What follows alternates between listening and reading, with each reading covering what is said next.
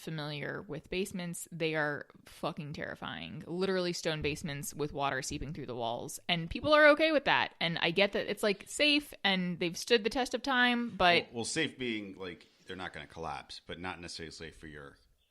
I mean, the health... I mean, like, wet basements create mold, create other issues, maybe unseen issues, and that's one of the reasons why we were so against older homes. Yeah, no, we were terrified, absolutely terrified of the old basements that we saw. Yeah, so that's you know, we sort of went from having this like romanticized vision of like, oh, let's fix up an old farmhouse, and then realize like, oh, actually a lot of these don't have any insulation, and you know, they have issues that we just don't want to tackle. We don't want to spend time inside fixing up a home, making it livable, and also learning to farm. So we ended up here in this 1987 1,200 square foot Cape Cod style home that really just needs some cosmetic updates. Nothing crazy. We're not tearing down walls, but we definitely need a new bathroom. I mean, the bathroom we have is functioning, but you know, the tile's cracked, the pipes are leaking. Right. Nothing is a pressing matter. Nothing is going to kill us. Nothing is, everything is there. All the bones are fine. It's just, let's just make it pretty. Yeah, totally. Yeah. So, and I think also, right, when we were looking originally, we weren't super concerned about how far, I wasn't super concerned about how far we were from a town. Armando was a little bit more concerned, but I was totally fine being far flung. And the house, the regrettable house that has been haunting us, was a little bit further out there. And I think after we went and visited that and really thought about what that drive would look like into town, it made me appreciate where we ended up, which is 20 minutes from a college town and an hour south of Burlington, the most populous city in the state. And while like I don't necessarily consider myself a townie, I mean I don't need to like go get coffee every day. It's nice to know that it's there. Yeah. Yeah, and just so on that note, I feel like we had 3 criteria when we're looking for homes. We were looking for something. I mean, these are just like location, land, and home. Location being how far it is to resources, and then obviously the home, and then you know the land, what you live on. And we had to like prioritize what was important to us, and I think both of our lists were a little different. I prioritized the home first, and then the location, and then the land. And I don't know how Erica feels and where. That's what we ended up with. So it doesn't really matter how Erica feels. I was deeply concerned about the land first and foremost. And I think we also didn't know what the fuck we were doing. We still don't know what the fuck we're doing. I mean, we saw open pasture. We said, oh, they're growing hay on it. It must be good. We didn't do any soil tests. We should have. Acre Value is a website that I discovered after we bought this house, which I wish we had known about beforehand. I wish we had contacted the farm service to see if any testing had been done to see if we had any highly erodible soils. We do. All of these things you sort of look back on and hindsight, is 2020. Is that how it goes? Hindsight is 2020. Hindsight is 2020. That was a great show back in the day. I wonder if that's still on. What? 2020. What is that? It's Barbara Walters would go into something really deep and just talk about it. Isn't that 60 Minutes? No, Barbara Walters. Oh, I don't know. On ABC. Tangent. But yeah, we ended up here, and we're learning to live with our decisions and our mistakes. I don't think they're mistakes. I think they're fine. I think it's going to be fine. And I'm really glad we went and saw that house because it was really the only house out of all of the houses we saw. We probably saw 50 homes in person. At least. And that one was the only one that was really gnawing at me still. And that was one that we hadn't seen in person. And so I'm glad we sort of shut that door. Are there any other pieces of advice we can give them? I feel like we covered the basics of that. Like when you're looking for your farm, like prioritize, make a list of, location, land, property, a realtor yourself. Do possibly. some soil tests. Do soil tests. That's good. Walk the land. I mean, we didn't walk the entire property, right? And ask what it looks like in different seasons. We happened to see this property that we ended up on in a dry spell. Turns out it's very wet when it's not a dry spell. They were in a serious drought this summer. They had a very wet spring, and we got to see exactly where water pools, and it is not where we thought it would. She's making it sound like the property is a complete mess. It's not, but there are issues, and I think that comes with any property you buy. There's going to be something that you don't know until the seasons. That being said, everyone recommends waiting a full year before you start digging deep into your farm so you know what issues might arise on that land.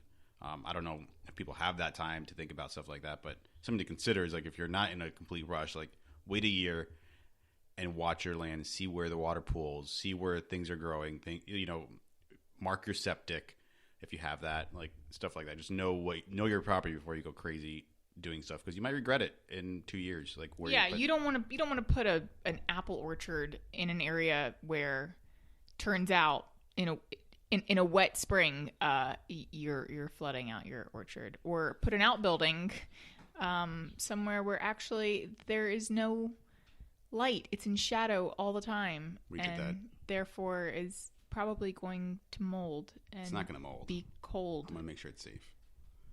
A lot. I think Acre Value is the number one website that I wish I had known about before we moved here. It shows you what your soil composition is. It shows you the slopes on your land, and it has a pretty good rough estimate of property boundaries, which can be sort of testy depending on your neighbors. But I guess what other resources do we use besides property value? I mean, we use Realtor. Is there anything else that we can recommend? FSA. Reach out to the farm service agency in your area, and see what's been grown where you're at. If you're on land that where things have been grown before, and the National Resource Conservation. Reach out to that district. They have grants for young farmers. They have a ton of resources to help you sort of assess and read and figure out your land and what you're on. And we are starting that conversation with them. We've started that conversation with them about last month. But they seem like they're going to be a huge help in really helping us wrap our mind around what opportunities, we can pursue here. I think that's it. What else do you got? Do you got anything else? No. Find yourself a good home inspector. They're worth their weight in gold. I mean, honestly, if you know a lot, if you've built before or worked on properties, you might be able to inspect your home on your own and save yourself $500. I mean, they're worth their weight in gold if you haven't ever if you've never worked on a property before. Sure. Yeah, I think that's fair. But they also, if you do it yourself, like it's not going to hold weight when you're trying to negotiate your... It's not going to hold as much weight. Right. I mean, they won't take you seriously, and Yeah.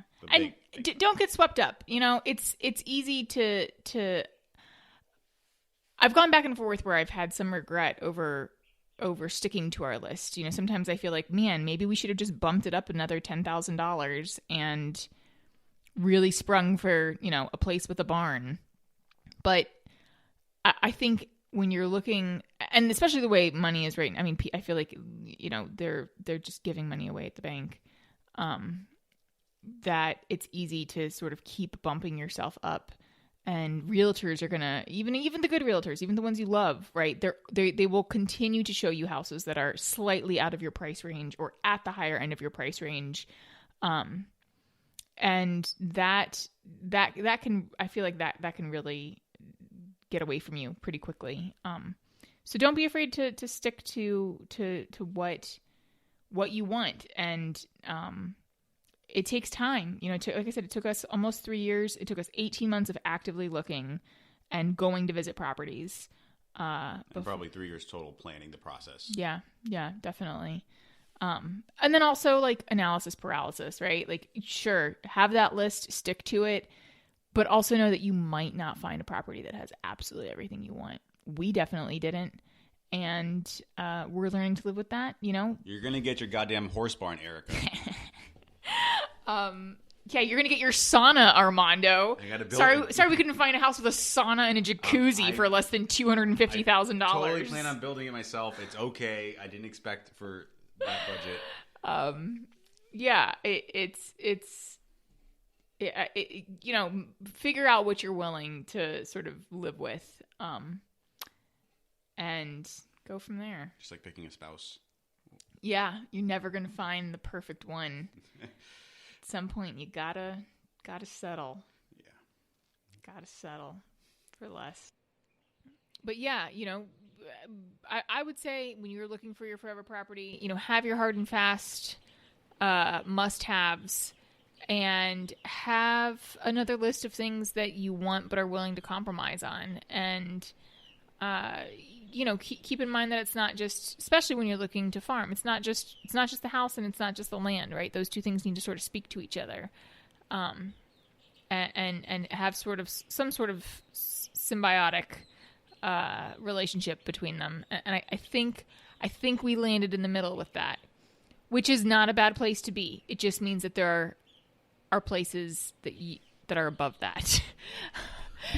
Being in the middle means that it's not number 1 and it's not number 10. It's number 5 on the list. But it's like being Charles Barkley when there's Michael Jordan out there.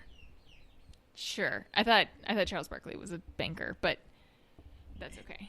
He's a world famous announcer. Isn't Barkley a bank? No. Okay. Barclay. Okay. Okay, guys. Yeah, so on that note, that's going to be the end of Eptis Farm. Stick to your morals, stick to your beliefs when you're looking for a property. And if you end up with a 5, like, that just means you get to make it a 1, you know? You get to make it your own. You get to craft it into a 1. Let's rehash. A 5 is like the top. No, a 10 is a top. The 10 is a top. The 5 is the middle. So why would you want to make it a 1? Number 1. We're number 1. Oh, wait, I said that backwards. Yeah. Yeah. No, the 10 is the bottom and number 1. So yeah, if you end up with a 5, just whatever your hierarchy is, you know, you can plant all the plants you want to make it your dream. That's what we're gonna do. It's gonna be a fucking nightmare to get there, but it's gonna be our dream. Yeah. So follow us at fthisfarm on Twitter and at Merriweather Meadows on Instagram and Facebook. And if you have any questions, feel free to email us at merriweathermeadows@gmail.com. Does that cover? Did I say everything correctly? Yeah, that works. And there's an S at the end. Yep. Meadows. There's more than one. There's more than one of us. More than one meadow. No.